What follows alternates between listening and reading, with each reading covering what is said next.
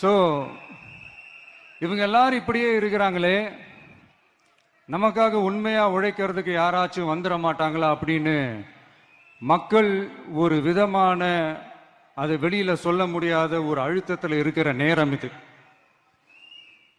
மாத்தி மாத்தி ஓட்டு போட்டு ஏமாந்து அவங்க இப்ப நம்மள நம்புறாங்க. நம்மளுடைய இந்த தமிழக வெற்றி கழகத்தை இந்த விஜய் கூட நிப்பான்னு நம்புறாங்க.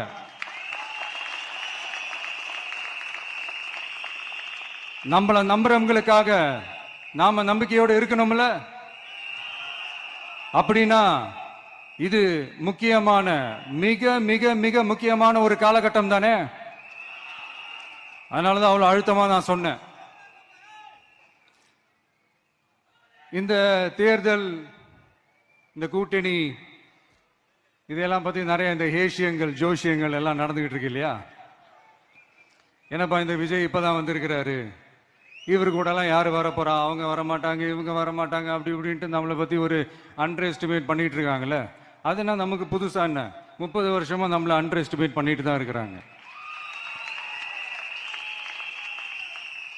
ஆனா மக்கள் கரெக்டா நம்மளை எஸ்டிமேட் பண்ணி ரொம்ப அழகா, ரொம்ப அக்கறையா, ரொம்ப தெளிவா, ரொம்ப தீர்க்கமா நமக்குன்னு ஒரு இடத்தை கொடுத்திருக்கிறாங்கல்ல.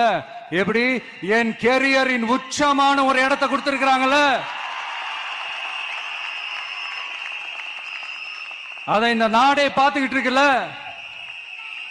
ஏன் அப்படி எனக்கு அந்த இடத்தை கொடுக்கணும்? ஏன்னா இந்த விஜய் நம்ம பிள்ளையாச்சே, நம்ம அண்ணனாச்சே, நம்ம தம்பியாச்சேன்னு சொல்லி அவங்க மனசுல அப்படி தோணுது. அதனாலதான் நமக்கு அப்படி ஒரு இடத்தை கொடுத்து உள்ளன்போடு அள்ளி நம்மளை அரவணைச்சுக்கிட்டு இருக்கிறாங்க.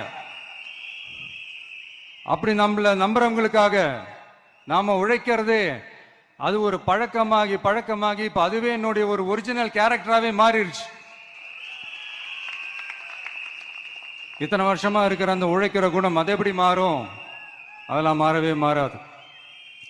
அரசியலுக்கு வந்ததுக்கு அப்புறமும் சரி, ஆட்சி அதிகாரத்துக்கு வந்ததுக்கு அப்புறமும் சரி, ஒன்னே ஒண்ணு சொல்ற, எழுதி வச்சுக்கோங்க.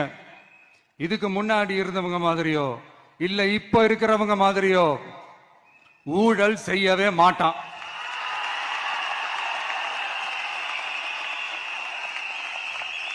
ஒரு பைசா தொட மாட்டான். எனக்கு அது அவசியமே இல்லை. புரிஞ்சுங்களா உங்களுக்கு? எனக்கு அதை தொட வேண்டிய அவசியமே இல்லை.